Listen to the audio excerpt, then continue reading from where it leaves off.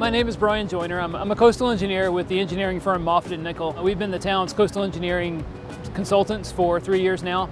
And I'm here today in Nags to talk to the town board and town staff about the health of the beach based on surveys and analysis that we've done, and about the recent beach nourishment project that was completed in July and August this past summer.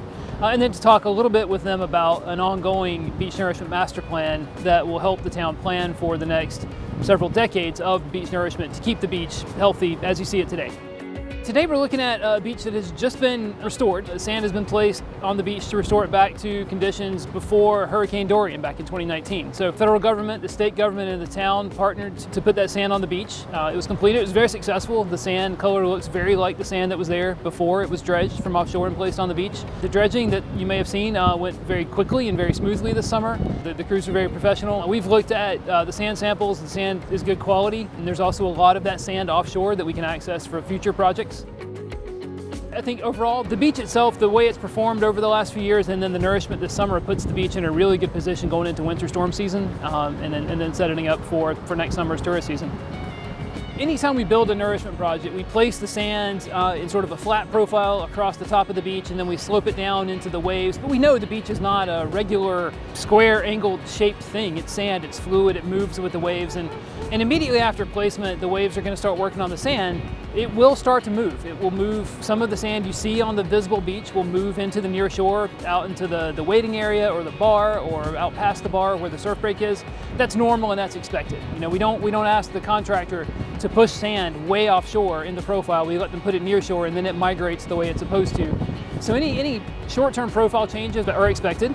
And then we also see the beach responding to waves over time. It will continue to erode as it always does, and the beach nourishment is intended to sort of give you some buffer against that erosion for the next several years, and then there's a planned renourishment in the future to make up for that. It's the process of managing a healthy beach that is prone to erosion but can be managed over time through nourishment.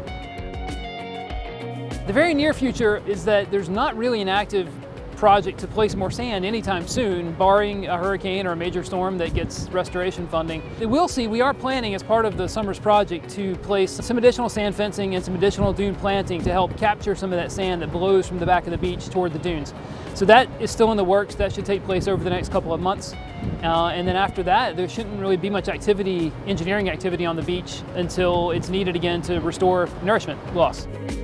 The nourishment this past summer in July and August, we placed sand from approximately Governor Street and McCall Court. That was targeted because that area was more eroded by Hurricane Dorian. North of that, it didn't really sustain a lot of damage, quantifiable damage in Hurricane Dorian.